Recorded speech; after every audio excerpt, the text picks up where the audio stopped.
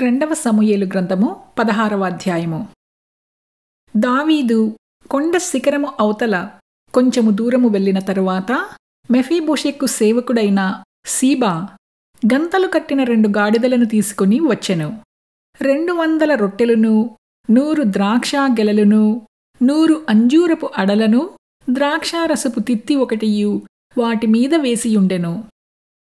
రాజు ఇవి ఎందుకు తెచ్చితివని సీబాను అడుగగా, సీబా, గాడిదలు రాజు ఇంటివారు ఎక్కుటకును, రొట్టెలను అంజూరపు అడలును పనివారు తినుటకును, ద్రాక్షారసము అరణ్యమందు అలసట నొందినవారు త్రాగుటకును తెచ్చితిననగా, రాజు, నీ యజమానుని కుమారుడు ఎక్కడ ఉన్నాడని అడిగెను. అందుకు సీబా, చిత్తగించుము, ఈవేళ ఇశ్రాయేలీయులు తన తండ్రి రాజ్యమును తనకు ఇప్పింతురనుకొని అతడు యెరూషలేములో నిలిచియున్నాడనెను. అందుకు రాజు, మెఫీబోషెతునకు కలిగినదంతయు నీదేనని సీబాతో చెప్పగా, సీబా, నా ఏలినవాడా, రాజా, నీ దృష్టియందు నేను అనుగ్రహము పొందుదునుగాక, నేను నీకు నమస్కారము చేయుచున్నాననెను. రాజైన దావీదు బహూరీము దాపునకు వచ్చినప్పుడు సౌలు కుటుంబీకుడగు గెరా కుమారుడైన షిమీ అనునొకడు అచ్చటి నుండి బయలుదేరి వచ్చెను.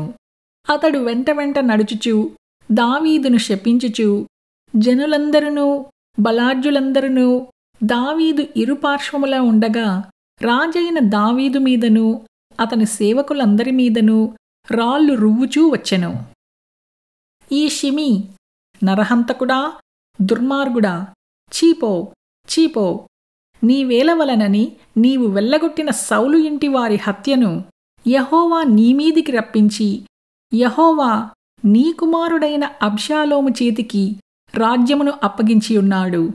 నీవు నరహంతకుడవు కనుకనే నీ మోసములో నీవు చిక్కుబడియున్నావని చెప్పి రాజును శపించగా, సెరూయా కుమారుడైన అబిషై, ఈ చచ్చిన కుక్క నా ఏలినవాడవును రాజువును అగు నిన్ను శపింపనేలా?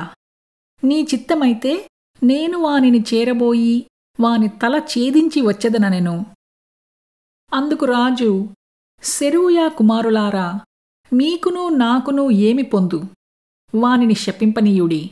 దావీదును శపింపమని యెహోవా వానికి సెలవీయగా నీవు ఈలాగున ఎందుకు చేయుచున్నావని ఆక్షేపణ చేయగలవాడెవడని చెప్పి అబిషైతోనూ తన సేవకులందరితోనూ పలికినదేమనగా, నా కడుపున పుట్టిన నా కుమారుడే నా ప్రాణము తీయజూచుచుండగా ఈ బెన్యామీనీయుడు ఈ ప్రకారము చెయ్యుట ఏమి ఆశ్చర్యము? వాని జోలి మానుడి. యెహోవా వానికి సెలవిచ్చియున్నాడు కనుక వానిని శపింపనీయుడి. యెహోవా నా శ్రమను లక్ష్యపెట్టునేమో, వాడు పలికిన శాపమునకు బదులుగా యెహోవా నాకు మేలు చేయునేమో. అంతట దావీదును అతనివారును మార్గమున వెళ్ళిపోయిరి.